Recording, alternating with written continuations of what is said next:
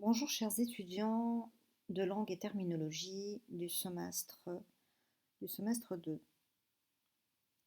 Ceci est la première partie de ce cours concernant le compte-rendu d'un texte argumentatif. On vous explique ici comment préparer l'épreuve du compte-rendu qui fait partie de l'examen de LT. Vous trouverez en ligne des documents que vous pouvez télécharger. Il s'agit d'un texte sur le chômage et un autre sur les nouvelles technologies. Vous trouverez également la méthode à suivre et des propositions de corriger. Donc, lisez les textes à tête reposée, tranquillement, expliquez les mots difficiles en vous aidant de la traduction arabe si vous en avez besoin. Notez les mots difficiles sur un carnet répertoire que vous pouvez fabriquer vous-même à partir d'un cahier où vous noterez les lettres de l'alphabet à la suite. C'est-à-dire la première page, vous mettez la lettre A, la deuxième page, la lettre B, etc. Et vous y notez les mots difficiles que vous avez rencontrés durant votre lecture. Pas seulement pour les documents de LT, mais également les documents des autres matières. Comme ça, vous allez vous confectionner tout simplement un dictionnaire personnel. Donc faites cela, lisez donc à tête reposée les textes, et ensuite, vous pourrez suivre ce cours efficacement. Alors, qu'est-ce qu'il y a dans le compte-rendu argumentatif? Eh bien, qu'est-ce qu'il faut faire? Eh bien, il faut montrer le thème et la thèse de l'auteur. Alors, le thème, qu'est-ce que c'est? Eh bien, c'est le sujet abordé par l'auteur. La thèse, c'est l'opinion défendue par l'auteur. Alors, il faut exprimer la pensée de l'auteur en parlant à la troisième personne. Il. Vous pouvez aussi dire l'auteur. L'auteur pense que, l'écrivain, etc. Alors, l'auteur pense que, il dit que, il affirme que. Vous devez reformuler les idées de l'auteur qui sont dans le texte avec vos propres mots. Ne reprenez pas les mots du texte ou les phrases du texte. Ne faites pas du copier-coller. C'est un travail personnel. Donc vous devez faire un effort de réflexion et puis surtout de recherche. C'est-à-dire vous cherchez les synonymes des mots utilisés et vous essayez de faire une reformulation des idées de la manière la plus personnelle possible. Vous n'êtes pas obligé de suivre obligatoirement donc l'ordre du texte. Vous pouvez changer l'ordre du texte si cela est moins compliqué. C'est-à-dire que ça rend le compte-rendu plus simple à comprendre. Par exemple, dans un texte qui est assez lent, on est souvent amené à mettre les idées qui se ressemblent ensemble et ne pas attendre à la fin pour les dire, par exemple. Ou alors, par exemple, si l'auteur propose une solution au milieu du texte et que vous préférez en parler à la fin, vous pouvez faire ça.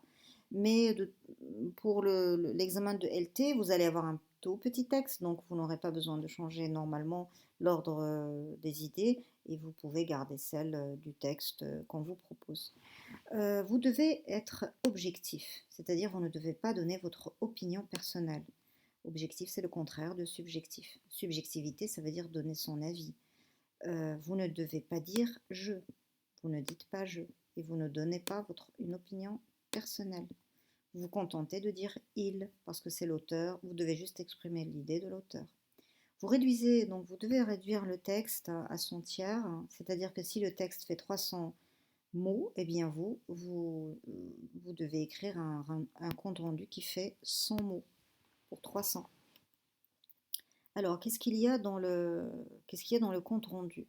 Il y a l'introduction, le développement et une conclusion quand il s'agit d'un compte-rendu critique. Mais vous ne devez pas faire un compte-rendu critique, mais un compte-rendu tout simple où vous ne donnez pas votre avis. Donc, il y a juste l'introduction et le développement. Et pour l'introduction, vous devez poser quelques questions pour pouvoir rédiger une bonne introduction. La première question est qui? Qui est-ce qui parle? Qui est l'auteur du texte? Alors l'auteur, celui qui a écrit le texte, eh bien où est-ce qu'on va trouver cet auteur-là? Eh bien c'est très simple. Vous allez à la fin de l'article, quand vous avez en général un article, à la fin, vous avez ce genre de référence.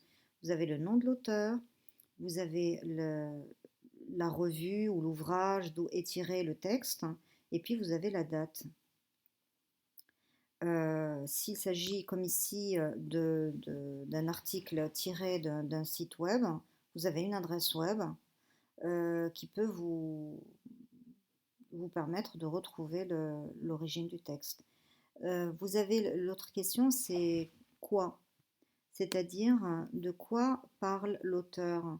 Est-ce qu'il parle de mathématiques? Est-ce qu'il parle de poésie, de philosophie? Eh bien, vous allez savoir ça déjà à partir du titre, hein. Par exemple, pour le texte sur le chômage des jeunes diplômés, vous savez qu'il parle du chômage. Donc, vous savez qu'il parle du chômage. Donc, le sujet, c'est quoi? Le sujet, eh bien, le thème, le sujet, c'est le chômage des jeunes. La thèse défendue, eh bien, il le dit, c'est la faute à Molière. Molière, ça veut dire, la langue de Molière, ça veut dire le français. Donc, c'est la faute du français. C'est-à-dire, quand on ne parle pas français, eh bien, on ne trouve pas de travail. Donc, la thèse défendue, elle est déjà là, dès le titre. Mais en général, pour la connaître, il faut lire le texte pour comprendre exactement ce que l'auteur défend. L'autre question, c'est le où et le quand. Alors le où, c'est-à-dire quelle est la source de cet article, de ce texte, hein, d'où il a été tiré. Euh, C'est-à-dire qu'en fait, nous avons, par exemple ici, nous avons un article, mais quand on voit le Média 24, nous savons qu'il a été tiré d'une revue électronique. Vous avez également la question du quand. Alors le quand, c'est quand est-ce que cet article est paru? Bien, il est paru le 19 janvier 2019. Donc, si le jour de l'examen est ici quand vous vous entraînez, bah, vous vous rappelez de ces images. Vous vous demandez qui est l'auteur, qui a écrit ce texte, de quoi parle-t-il, quelle est la source, où est-ce que ce document a été tiré et quand est-ce qu'il a été édité. Cela vous permettra de rédiger une bonne introduction. Alors pour le développement, il faut reformuler les idées essentielles du texte qui sont exprimées par l'auteur avec vos propres mots. Vous devez faire un compte-rendu, un résumé de la thèse, de l'antithèse et des arguments euh, en les résumant. Voilà. C'est-à-dire quelle est la thèse de l'auteur, quelle est l'idée qu'il rejette, l'idée qu'il défend, l'idée qu'il rejette, et puis les arguments qu'il utilise pour appuyer son opinion. Faites des phrases courtes, c'est très important les phrases courtes, pour maîtriser ce que vous écrivez, pour comprendre ce que vous écrivez, pour que celui qui lira plus tard, comprenne ce que vous avez écrit. Essayez le plus possible d'utiliser des synonymes. Séparez les paragraphes avec des sauts de ligne. Chaque paragraphe traite d'une idée. Et il y a aussi des arguments dans le paragraphe. Une fois que vous avez terminé un paragraphe, vous devez sauter une ligne pour que votre texte soit aéré. Comme ici, par exemple. Là, vous avez un paragraphe, on saute une ligne, vous avez un autre paragraphe, on saute une ligne et vous avez le dernier paragraphe. Donc, ici, c'est la proposition du compte-rendu sur lequel nous allons travailler en détail dans la deuxième partie de ce cours.